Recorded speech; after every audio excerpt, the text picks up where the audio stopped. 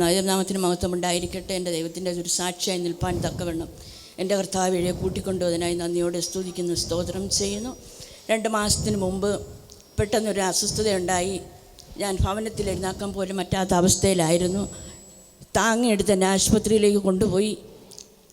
അതുപോലെ തന്നെയാണ് ഭവനത്തിലും കൊണ്ടുവന്നത്. ആയിരിക്കുന്ന സമയത്താണ് മോൻ കടന്നു വന്നപ്പോൾ ഞാൻ പറഞ്ഞു, ദേവദാസിനൊരു മെസ്സേജ് അയക്കണം. അങ്ങനെ അയച്ചു. പ്രാർത്ഥിക്കാമെന്ന് പറയുകയും ചെയ്യുണ്ടായി. കിടന്ന കിടപ്പിൽ തന്നെ എന്നെ പൊക്കിക്കൊണ്ടുപോകാൻ ആശുപത്രിയിൽ കൊണ്ടുപോയത്. അതുപോലെ തന്നെയാണ് തിരിച്ചും കൊണ്ട് വീട്ടിൽ കൊണ്ടുവന്നതും. ഒന്ന് സഹായിക്കുവാനോ ഒന്ന് എടുത്തുകൊണ്ടൊന്ന് പോകാൻ ആരുമില്ല. ഒറ്റയ്ക്കാണ് ഞാനും ഭർത്താവുമായിട്ടുള്ളത്.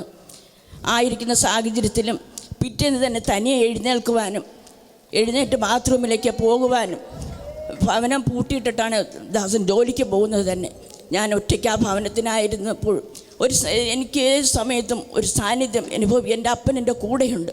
അത്രത്തോളം സാഹചര്യത്തിൽ അത്രത്തോളം കഷ്ടതയുടെ അവസ്ഥയിലും പോയപ്പോഴും ഒരിക്കലും കൈവിടാത്തവനായ എൻ്റെ അപ്പൻ എൻ്റെ കൂടിരുന്നു. പൂർണ്ണ സൗഖ്യം. എനിക്ക് എന്ത് സംഭവിക്കുമെന്നും 4 സൈഡും ആളുകൾ വന്ന് നോക്കും. ഞാൻ ഭൂമിയിൽ മാറ്റപ്പെടുമെന്ന് തന്നെയാണ് വിശ്വസിച്ചത്. ഇന്ന് ആ ദേശത്തൊരു സാക്ഷിയായി എൻ്റെ ദൈവം ഒരു സാക്ഷി എന്നെ നിർത്തിയിരിക്കുന്നതിനായി സ്തോത്രം. പലരും വന്ന് പറഞ്ഞു, ദൈവം കൂടെ ഉള്ളതുകൊണ്ട് മാത്രമാണ് രക്ഷപ്പെട്ടതെന്ന്. അത്രത്തോളം ഒരു സൗഖ്യം, ഒരു വിടുതൽ. 1 മാസക്കാലം ആ ഒരു റെസ്റ്റിലൊക്കെ ആയിരുന്നു. വീണ്ടും ആരാധനയ്ക്ക് കടന്നു വരാൻ വളരെ ആഗ്രഹിച്ചു. ഒരാഴ്ച മുടങ്ങുന്നത് എനിക്ക് വളരെ ഭാരമാണ്.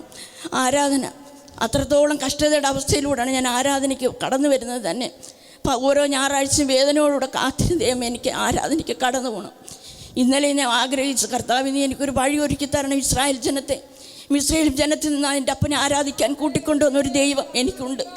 എൻ്റെ കർത്താവ് അതിനുള്ള വഴി പ്രഭാതത്തിൽ ഒരുക്കി തന്നു.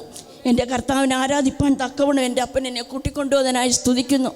ആമേൻ. ഒന്ന് കരം ഉയർത്തിപ്പിടിച്ചെന്ന് പറഞ്ഞ്, കർത്താവ് സൗഖ്യമാക്കിയതുകൊണ്ടും ദൈവം നടത്തിയതുകൊണ്ടുമാണ് അങ്ങയുടെ മകൾ ഇപ്പോൾ ഇവിടെ ആയിരിക്കുന്നത്.